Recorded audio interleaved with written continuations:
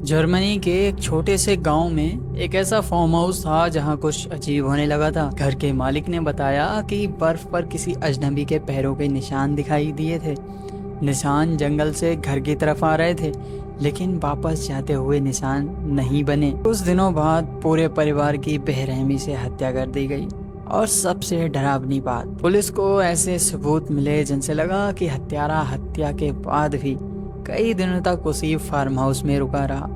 आखिर वो कौन था, वह कहाँ गायब हो गया, और 100 साल बाद भी यह केस क्यों नहीं सुलझ पाया। नमस्कार दोस्तों, आप देख रहे हैं डार्क वर्ल्ड, जहां हम लेकर आते हैं दुनिया के सबसे रहस्यमयी, डरावने और सच्चे मामलों की गहराई से पड़ताल। तो लाइट्स बंद कर दीजिए, अपने हेडफोन्स लगा लीजिए और तैयार हो जाइए जर्मनी के सबसे डरावने अनसुलझे मर्डर हिस्ट्री की सच्ची कहानी के लिए।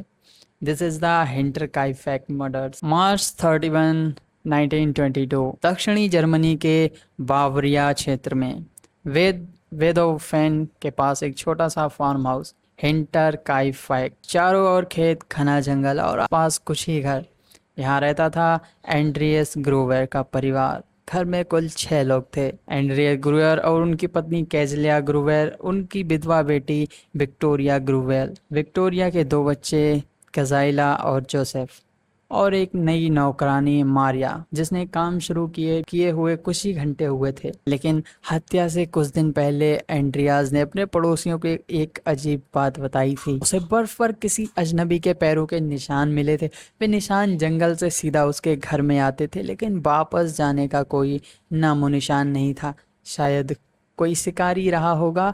उसे अगले ही दिन उसने जब इस बात की पड़ताल के लिए की छत पर, उसने कर अटारी से भी अजीब अजीब आवाजें आने लगी।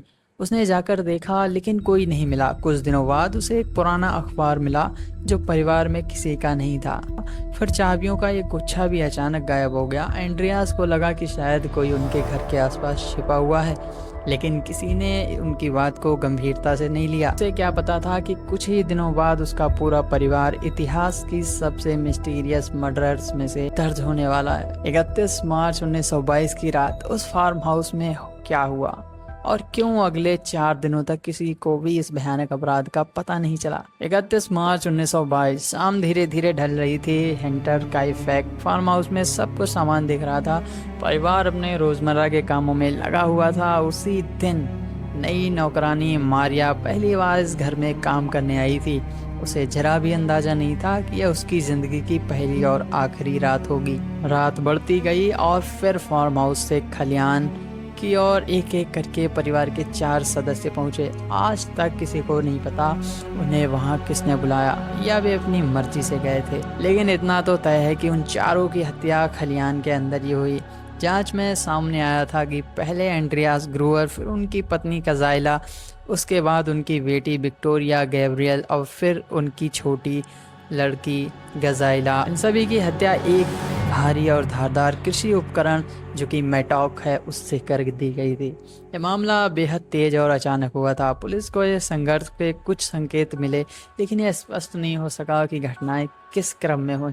सबसे दुखद बात यह हुई कि जो छोटी कजाइला थी, पोस्टमार्टम में और शुरुआती जांच के आधार पर माना गया कि गंभीर चोट लगने के बाद भी वह कुछ समय तक जिंदा रही थी। उसके हाथों पर मिले निशानों से ये एज्यूम किया गया उसने दर्द और घबराहट में अपने ही बाल खींचे थे। यह उस पूरे मामले का सबसे ज्यादा दुखद हिस्सा था। लेकिन हत्यारा यही नहीं रुका। उसके बाद वह घर के अंदर गया। कमरे में नौकरानी मारिया थी। वह शायद सोने की तैयारी कर रही थी या आराम कर रही थी। वह आराम कर रही थी। उसी कमरे में उसकी भी हत्या कर दी गई। इसके बाद हत्यारा उस कमरे तक पहुंचा जहां केवल 2 साल का जोसेफ अपने पालने में सो रहा था।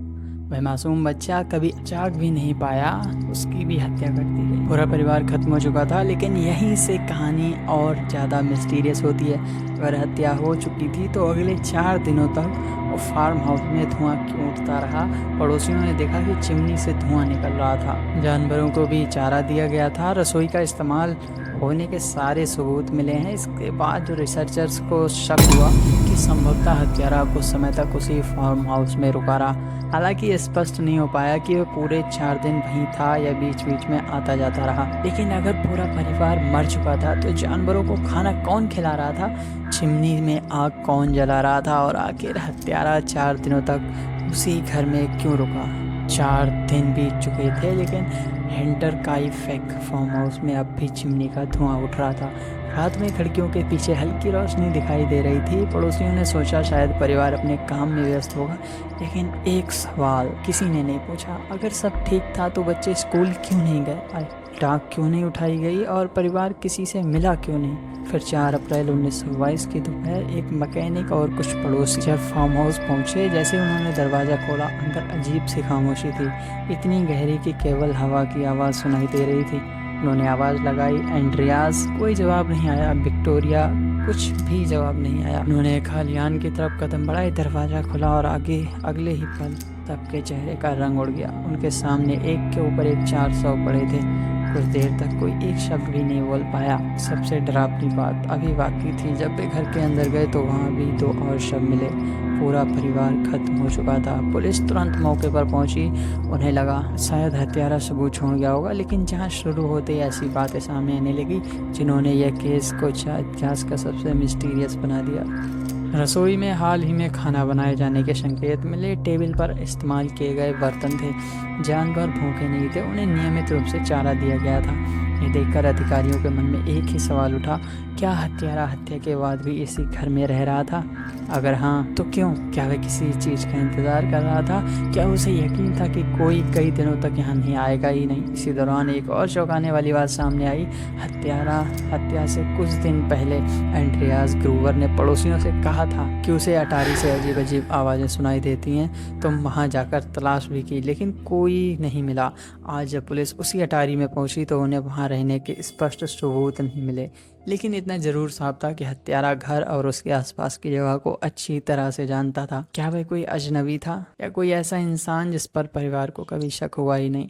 जैसे जैसे पुलिस की रिसर्च आगे बढ़ी, शक एक नहीं कई लोगों पर गया, लेकिन हर संदिग्ध के साथ कोई ना कोई ऐसी बात जुड़ी थी जिसने केस को और उलझा दिया। आखिर सबसे बड़ा संदिग्ध था कौन? 6 लोगों की हत्या, कोई गवाह नहीं, कोई कबूलनामा नहीं, जैसे कोई सबूत ही नहीं जो सीधे हत्यारे तक पहुंचाए। पुलिस ने पूरे बाबरिया क्षेत्र में दर्जनों लोगों से पूछताछ की, लेकिन हर नया सुराग एक नए सवाल में बदल जाता है। सबसे पहले शक गया लॉरेंज पर।